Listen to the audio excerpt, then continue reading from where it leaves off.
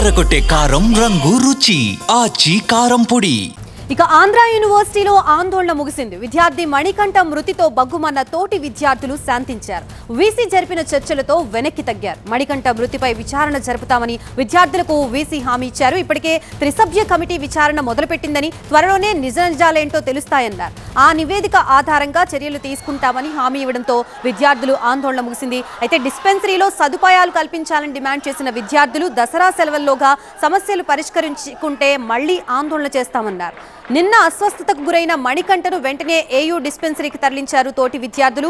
ఆ డిస్పెన్సరీలో ఆక్సిజన్ లేకపోవడంతో కేజీహెచ్కి రిఫర్ చేశారు. అలా అంబులెన్స్ లో కేజీహెచ్కి తరలించేలోగా మణికంఠ చనిపోయాడు. సరైన సమయంలో వైద్యం అందకే మణికంఠ చనిపోయాడంటూ ఒక్కసారిగా క్యాంపస్ బగ్గుమంది. వీసీ రాజీనామా చేయాలని డిమాండ్ చేశారు విద్యార్థులు. మంత్రి నారా లోకేష్ సైతం ఇష్యూపై స్పందించారు. ఏదైనా తప్పు జరిగి ఉంటే సరిదిద్దుకుంటామన్న ఆయన, విద్యార్థి సంఘాలు రాజకీయం చేయడం సరికాదన్నారు. వాళ్ళ ఉదయం కూడా తగ్గేదేలే అన్నట్లు వ్యవహరించారు విద్యార్థులు. ఏయూ రిజిస్ట్రార్ కార్యాలయం ఎదుట బైఠాయించి నిరసన చేపట్టారు. ఆక్సిజన్ సిలిండర్లు డిస్పెన్సరీలో లేవంటూ వీసీ ఛాంబర్లోకి చొచ్చుకు వెళ్లారు విద్యార్థులు. ఆ తర్వాత వీసీతో జరిగిన చర్యలతో వెనక్కి తగ్గారు. మణికంఠ మృతిపై వివరణ జరుపుతామని, విచారణ జరిపించే పూచి మాది అని హామీ ఇవ్వడంతో పాటు డిస్పెన్సరీలో సదుపాయాల కల్పనపై చర్చిస్తామని చెప్పడంతో ఆందోళన ముగించారు.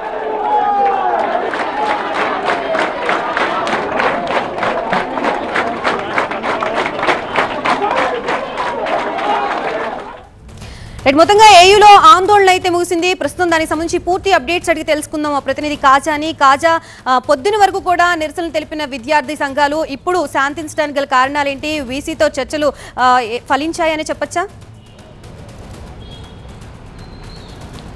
ఖచ్చితంగా గత 2 రోజులుగా ఏయూలో ఉద్రిక్తకర పరిస్థితులు నెలకొన్నాయి. ఎందుకంటే బీఈడీ స్టూడెంట్ మణికంఠ మృతి తరువాత ఆ మృతికి కేవలం ఏయూలో ఉన్న డిస్పెన్సరీ సిబ్బంది కారణమని, దానికి ఏయూ వీసీ బాధ్యత వహించాలి, ఆయన వెంటనే తన పదవికి రాజీనామా చేయాలని డిమాండ్ చేస్తూ ఏయూ విద్యార్థులు ఆందోళన చేశారు. అయితే నిన్న రాత్రి వరకు కొనసాగిన ఆందోళన ఈరోజు ఉదయం కూడా కొనసాగింది.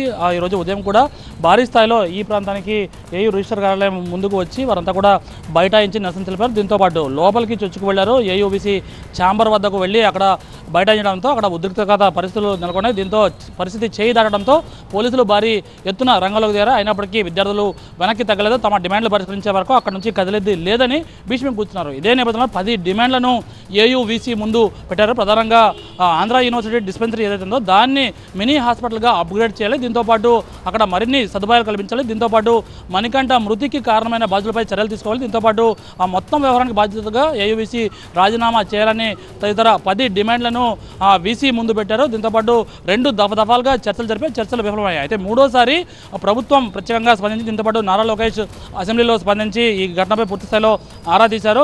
ఏదైనా సమస్యలు ఉంటే చర్చిస్తాం, కానీ ఇటువంటి ఆందోళన చేసి రాజకీయాలకు తావు లేకుండా ఏయూలో రాజకీయాలకు లేకుండా చూడాలని ఆయన చెప్పిన నేపథ్యంలోని విద్యార్థులు కూడా ఆ విధంగానే పూర్తి స్థాయిలో స్పందించబడుతుంది. మరోవైపు జిల్లా కలెక్టర్ ప్రత్యేకంగా స్పందించి దీనిపై ఒక ప్రతినిధిని, జిల్లా ప్రభుత్వం తరపున అధికార ప్రతినిధిని పంపించారు. ఆమె డిస్ట్రిక్ట్ కోఆపరేటివ్ ఆఫీసర్ ప్రవీణను ఇక్కడ పంపించి అటువైపు విద్యార్థులు, మరోవైపు వీసీ మధ్య చర్చలు జరిపారు. ఈ నేపథ్యంలో జిల్లా కలెక్టర్ ప్రత్యేకంగా డిఎంఎండ్హెచ్ఓ, ఆంధ్ర మెడికల్ కాలేజ్ ప్రిన్సిపల్తో పాటు కేజీ సూపరింటెండెంట్ నేతృత్వంలో 3 కమిటీని నియమించారు. ఈ మొత్తం వ్యవహారంపై ఏయూలో నెలకొన్న పరిస్థితులతో పాటు మౌలిక సదుపాయాల కల్పనపై డిస్ట్రిక్ట్ కలెక్టర్ నేతృత్వంలో 3 త్రిసభ్య కమిటీని నియమించింది. దీంతోపాటు అంతర్గతంగా ఈ మణికంఠ ఎలాగైతే చనిపోయాడో ఆ మృతికి గల కారణాలు, దానికి నిర్లక్ష్యం ఉంటే వారు ఎవరైనా దానిపై పూర్తి స్థాయిలో విచారించేందుకు ఒక ఏయూ 3 ప్రొఫెసర్లతో ఒక కమిటీని కూడా నియమించారు. ఆ కమిటీ రేపటిలోగా నివేదిక సమర్పిస్తుంది. దీంతోపాటు కలెక్టర్ నేతృత్వంలో ఏర్పాటు చేసిన త్రిసభ్య కమిటీ కూడా వారం రోజుల్లో నివేదిక సమర్పిస్తుంది. అయితే దసరా సెలవులు అయ్యేలోగా మొత్తం డిమాండ్లన్నీ పరిష్కరించాలి, లేకపోతే మళ్ళీ ఆందోళన దిగుతామని